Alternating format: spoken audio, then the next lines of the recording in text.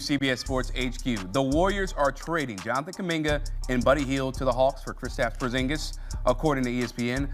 This brings an end to the Kuminga saga in Golden State. The Warriors signed him to a 2-year, $48.5 million deal in September after a lengthy negotiation, and he then asked to be traded, actually demanded to be traded, in January after he had fallen out of Golden State's rotation. He's averaging 12 points, 5.8 rebounds this year. Porzingis, meanwhile, he's averaging 17 points per game, but he's only played in 17 as he dealt with illnesses and Achilles tendonitis. And this segment is sponsored by Jersey Mike's, a sub above, as we bring in CBS Sports NBA analyst John Gonzalez. And this is what the trade deadline is all about, John. Okay, things that just come out of nowhere. As we mentioned, it's been rumored that there's been friction between Jonathan Kuminga and the Warriors. They finally move off of him. What do you make of this move from them? Yeah, I mean, finally, Jonathan Kuminga is free, right? He gets out of Golden State where he had just fallen out of favor. I mean, he's only played 20 games this season. Early in the season, he started off playing really well, and then he just fell out of the rotation again because Steve Kerr doesn't like the spacing with him and Jimmy Butler and Draymond Green, and I understand that. But even after Jimmy went down, he wasn't exactly getting run, and then he got hurt. So this is Jonathan Kuminga, what he's been looking for some time. As you mentioned, he asked out. And he's only 23, right? I mean, that contract was designed to be traded as a 2-year deal with a team option for next season. So they finally move him. And he goes to the Hawks where he's going to actually, in theory, get some run, right? And they've got some nice young pieces there with Jalen. It's Jalen Johnson's team, but then Onyeka Okongwu, Dyson Daniels, Nickeil Alexander-Walker, Zachary Risache, last year's first overall pick, rather. And we finally get to see whether or not Jonathan Kuminga can play, because the jury is still out. Nobody really knows. And now I think he and the Hawks and everybody else will find out. Yeah, he's shown a lot of times flashes like appetizers, but we haven't seen the full main entree from Jonathan Kuminga. And part of that, is his development or lack of, and then also, just the coaching decisions that they weren't always consistent with what he wanted and what the team needed. Now, when you think about on the other side with Kristaps Porzingis, right? If this was, 5-7 years ago, this would be a huge get for the Warriors. He's dealt with a lot of, illnesses, as we mentioned, injuries. What are they getting in Porzingis? Yeah, a question mark, right? For all the reasons that you just outlined. Earlier today, the Hawks traded for Jock Landale, and I thought, I wonder if that means that the Hawks don't think that Kristaps Porzingis is going to be able to play at all again this year, because as you said, he's only played 17 games through a combination of illnesses and injuries, and he's got sort of like a dusting of Anthony Davis to him. Like, he's got availability issues. Now, before they traded him, it was actually questionable for their next game at Utah, so that's an upgrade. So maybe now all of a sudden Kristaps is going to come back, but you can't expect him to play a ton of time, a ton of games. I'm going to guess he's not going to play back-to-backs. He is, however, on an expiring contract, so he frees up some money for the Warriors moving forward, who had to move on from Kuminga. And I think, like, if he can play, it's the kind of center that they could really use, because you can play him inside and out. He protects the rim. A few years ago, or even just when he plays this season, right? He's a really good player. It's just about the availability, his health, and whether or not he can get right. But on paper, he would be a nice fit for Golden State. And if it doesn't work out, you say thank you and goodbye. So does this make them a better team at the moment, moving on from Kuminga and Buddy Hield, he was another up and down experiment for different reasons? Yeah, Buddy Hield, it depends on the night, right? Like last night he played really well, but they ended up losing. So he had been a useful piece for them at times, but Buddy Hield, his best days are behind him, despite the fact that he's one of the best shooters of his era. So this is just one of those things where you go, we had to move on from Jonathan Kuminga. He wanted out. We weren't using him. We'll throw in Buddy Hield for salary matching purposes. And what we get is basically a dice roll. And who knows, like the Giannis thing is still looming, right? So in theory, they could still end up getting Giannis by the Golden State Warriors could still end up getting Giannis by throwing in Jimmy Butler's contract or even Draymond Green's contract for salary matching purposes. And like on paper, you think to yourself, well, Kristaps Porzingis, the guy who, when he plays is good, is the perfect guy to put next to Giannis, the kind of center he's always had next to him. He's a much better version of a Brook Lopez, or this season, a Miles Turner. It's just whether or not he can get out there. Yeah, so do you believe, going off of that point, do you believe this is a precursor, right? Just setting up for a Giannis move, or do you feel like it's more of, like you said, roll the dice this year, perhaps you can get Giannis in the offseason?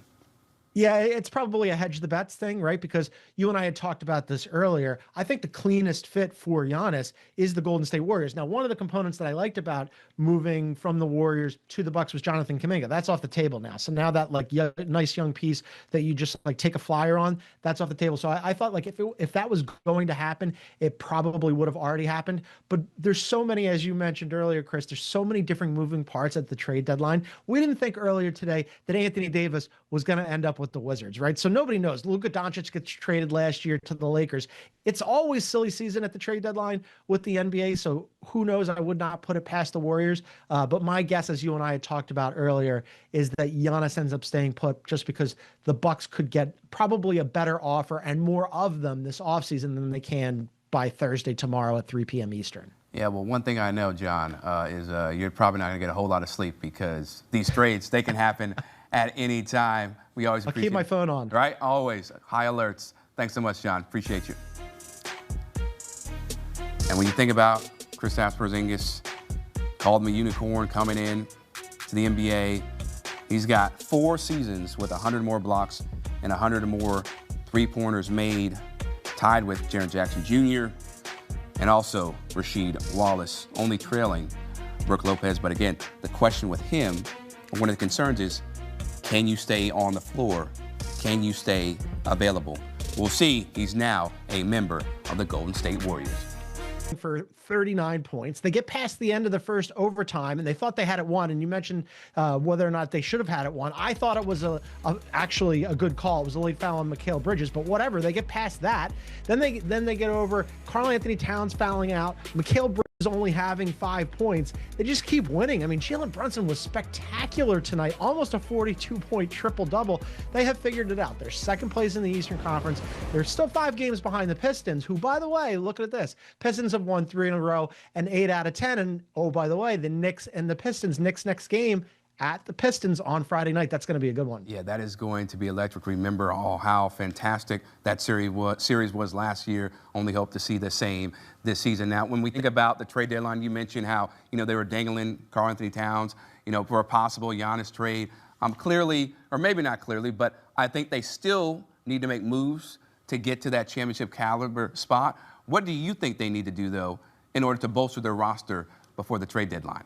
Yeah, I think in the East, like they're in that group behind the Pistons with the Celtics and the Cavs that have a chance to get out of the conference, but I don't know that they're necessarily championship caliber. But the Giannis thing, I think that was sort of fantasy land, at least before the deadline. They're dangling cap, but they'd have to loop in a third team. And even then, they'd probably have to move on from OG and Mikal Bridges to generate the draft capital that they'd need to put into the package. And they're playing so well right now that I don't think that they need to make wholesale changes, maybe just tinker on the margins. Now, they could definitely use some front court help.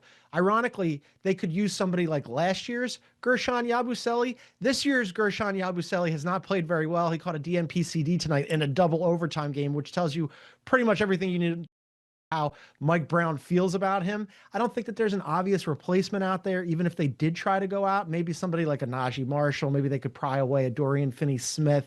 But I think what you see with the Knicks right now is pretty much what you're going to get. I'm not sure that they're going to do anything. Okay, yeah, like you said, it's a pretty wide open East. They have the pieces to do something big in terms of getting to, the Eastern Conference Finals again, and then potentially the NBA Finals. Just a matter of, are they going to be able to click at the right time? Now, speaking of clicking, nothing clicked for Anthony Davis and the Dallas Mavericks ever since he was traded from LA. And the Mavs traded AD to the Wizards in a deal as part of a package that sent Dante Exum, D'Angelo Russell, and Jaden Hardy to DC, while the Mavs got Chris Middleton, AJ Johnson, Malachi Branham, and Marvin Bagley III, 2 first-round picks and 3 second-rounders. Now, this trade closes the book on AD's tenure there, which lasted just a little over a year, and officially the Luka Doncic trade, which still stuns me to this day. But the Mavs, they got off the contract from Anthony Davis. Now they're clearly changing the page to just go all in on Cooper Flagg and, of course, Kyrie Irving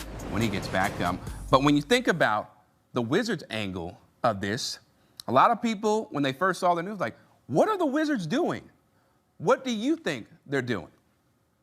I'm not crazy about this. I understand they're trying to take these depreciated assets in Trae Young and Anthony Davis and kind of refurbish them, right? But I'm not crazy about this for a number of reasons. First of all, the Wiz didn't give up any players of consequence, right? And the picks they gave up aren't great. That Thunder pick in the upcoming draft, that's going to be the back of the first round, so who cares? That 2030 Warriors pick, it's protected 1 to 20, and if it doesn't convey, it converts automatically to a second round pick. So they didn't give up hardly anything to get Anthony Davis. So you have to ask yourself, why would the Mavs just basically give away Anthony Davis, which is what happened here? And it's multifaceted, but there's a whole bunch of obvious reasons. First of all, he's very rarely available. He's hurt again this season. He's not playing right now. He's only played 20 games this season. Since the trade to the Mavericks, he played 29 games for the Mavs out of a possible 79. In the last decade, he's played at least 65 games just 3 times. Okay, on top of that, he's going to be 33 in March. He doesn't fit the timeline for me with the young players